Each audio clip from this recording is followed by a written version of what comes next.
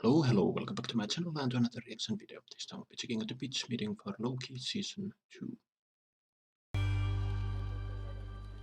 So, you have some new Marvel content for me? Yes, sir, I do. Oh boy, and I gotta say, this strategy of ours to dump hours and hours of Marvel content onto Disney Plus, yeah, it was maybe a mistake. Oh. Yeah, we might have messed up on that. Anyway, too late to stop now, so what's next? Well, I was thinking we do Loki Season 2. Oh, everybody's favorite villain that hasn't been an actual villain in about 10 years. Exactly. I say we double down on this show because it was one of the few ones people actually seem to like. Very true. So what's gonna happen to Loki this time around? Well, you know how in Season 1, Loki kind of learned to make selfless decisions for the greater good? Sure. Well, in this season, he's gonna learn to make selfless decisions for the even greater good. I like that. So after Sylvie killed He Who Remains at the end of Season 1, Loki starts doing this thing called time slipping. What does that mean? It means he glitches like a video game character and uncontrollably jumps around to different times and places. Interesting. Yeah, and since he's going back in It had time, cool that means he effects, can do not stuff then that affects the future. I feel like that's not the explanation we had for time travel in Avengers Endgame. Yeah, well, time works differently at the TVA. Meaning? It means that now that I've said that, I can do whatever I want and you have to get all the way off my back about it. Yeah, Oh, okay, let me pretty get much. off of that thing of yours. So anyway, to stop the time slipping from happening, Mobius and Loki go see this guy named OB because he wrote the TVA handbook. Okay. And he says that this is happening because there are so many branching timelines that this thing called the temporal loom is overloading. Uh-oh, that sound like important time words. So what do they do? Well, Mobius has to bring this device to the loom, but there's a risk of his skin peeling off and spaghettification, and Loki has to prune himself at the same time. Pruning and spaghettification? That's right. Oh, horrible death words that make me hungry or tight. All right, so anyway, after all that, it still seems like this thing's gonna overload. Uh-oh. So they go find Sylvie in hiding to get her to help. And where's Sylvie hiding? Well, she's in the past working at whatever fast food chain the studio has a good relationship with. Probably McDonald's. I'm loving it. So Sylvie adores working at this McDonald's because of the fantastic work culture and delicious selection of food. They have a whole variety of delicious offerings. Which will be discussed by the characters, yeah, but Sylvie doesn't want to help out, even though they tell her that her whole timeline's gonna stop existing if she doesn't. How does that make sense? Free will or something. Now Opie realizes he needs the temporal aura of He Who Remains or Miss Minutes to fix this loom thing. All right. So everybody goes back to 1893 Chicago to find a He Who Remains variant named Victor Timely. Right. And there's a whole bunch of chaos, and he ends up getting away with Miss Minutes. Oh yeah, that cartoon clock lady. That's the one, but she confesses that she wants to have a physical form because she's in love with them and wants them to,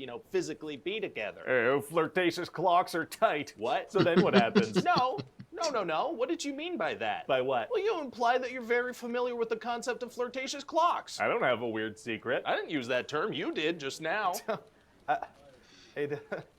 Stop. Okay, so anyway, Victor Timely's not into clocks in that way, so he shuts her down, and then the good guys manage to bring him to the TVA. Oh, well, good for them. And Victor Timely's gonna be like, what is going on? Well, what's that voice you're doing? Well, he's a big old smart science nerd, so he talks like that. Oh, he does? Yeah, he talks like Donald Glover at the 2-minute mark of the Derek comedy sketch Jerry from 16 years ago. What? Yeah. Kind of a super specific reference. It's accurate. I just don't know that anyone's familiar with that. And they should type Derek Comedy Jerry into the YouTube search bar and see how Donald Glover talks at the 2-minute mark. Where are you looking? You got a freaking clock over there? No, and so then they need to send Victor to fix the loom, but he turns into spaghetti, and then everybody turns into spaghetti. Terrifying and delicious. But turns out that Loki survives the pasta dish attack because he's the main character. Oh, so what does he do? Well, he starts involuntarily time slipping to the other characters' original lives. We're gonna see Owen Wilson on a jet ski? Yes, sir, we are. That weird specific desire that we implanted in everyone's brains in Season 1 is gonna be paid off, kinda. Oh, wow. Wow. So now Loki has to get the whole team back together and try to fix the loom again. A lot of loom repair attempts, but Sylvie doesn't want to help, even though she's been told that her reality will stop existing. That's right. Wow, she kinda sucks, huh? Gonna be tough to get her to join if that doesn't convince her. Actually, it's gonna be super easy. Barely an inconvenience. Oh, really? Yeah, see, eventually her reality does turn to spaghetti, so then she decides to help out. Ugh. So they try to fix the loom again, but everything turns to spaghetti because they're too late. Mamma mia. But then Loki figures out how to control his time slipping, so he sets out to fix this loom earlier. So what does he do? Well, he spends centuries learning about physics, but every time Victor goes out, he still turns to spaghetti. Why does Victor the human have to be the one to go? Why can't Loki the god go? Well, because Victor's the one who invented this thing, so if there are problems, he can solve them. Can't Loki have Victor troubleshoot through a communicator? Hey, shut up. So then Loki goes to see He Who Remains at the end of time, who's like, hey, you can save the loom by killing Sylvie before she kills me. Right. But Loki's like, I will not kill Sylvie, she's the best. She's not. So then Loki realizes he can destroy the loom and rejuvenate rejuvenate all the timelines and make them into a tree-like structure and hold them. How? Magic. That works. So now he's essentially sacrificed himself to oversee all the timeline branches all alone at the end of time forever and ever. Wow. Well, we've come a long way from the Loki that attacked New York City like a week before this. Yeah, like a week ago, but also centuries have passed since then. It's a big character transformation. Major transformation. He truly did replace a sewing device. Well, don't say it like that. Sorry. So what do you think? No, honestly, I think it's great. You know, you have a show with a distinct voice and a unique style, focusing on characters. It's good. Thank you. It's really good. In fact, I'd go so far as to say that nothing could put a damper on this. Oh, yeah, that thing is now going on. I'm aware that Jonathan Majors is being accused of stuff and the court date is going on, but beyond that, I mean, I just have to see. But yeah, the Loki series is one of the best that has come out from Marvel since Endgame, and I don't know, is it true that season 2 was the last season of it? I mean, yeah, the ending kind of kind of suggests that, but who knows? Maybe they'll invent something else. But yeah, a lot of spaghettifying stuff this season indeed, and yeah, that didn't make much sense to. I mean, he pointed it out that why doesn't they just send Loki to fix? Why does Why does it need to be Victor? But yeah, and Sylvie. I mean, kind of nonsensical character this season. I really loved her in season 1, but yeah, they really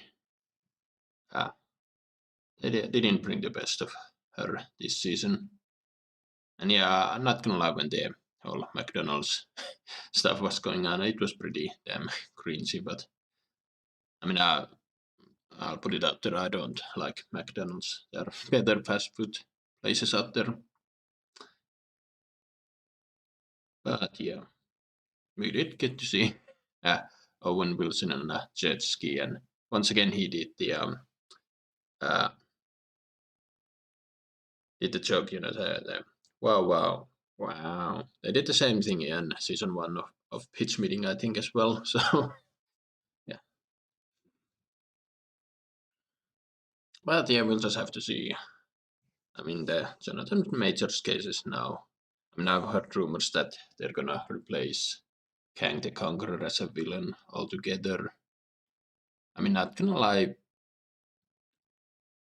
Ant-Man defeated Kang the Conqueror, Loki defeated, well, Sylvie defeated a variant of Kang in season 1, and it honestly doesn't feel like all that big of a villain.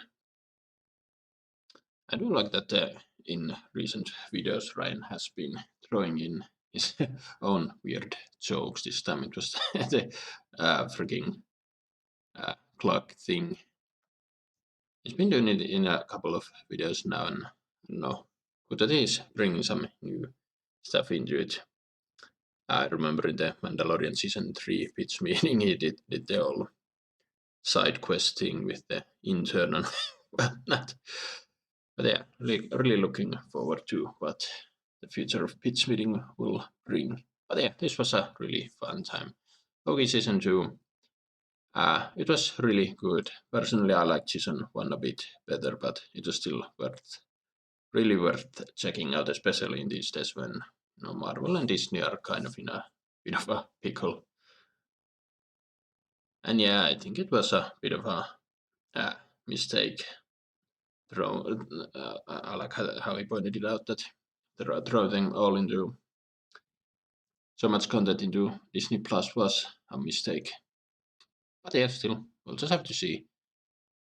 Maybe Disney can turn things around, or I don't know, maybe somebody will buy off Marvel Studios from Disney, and I mean, a lot of people would be happy about that scenario.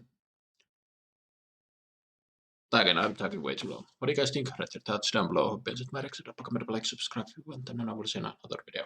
Bye.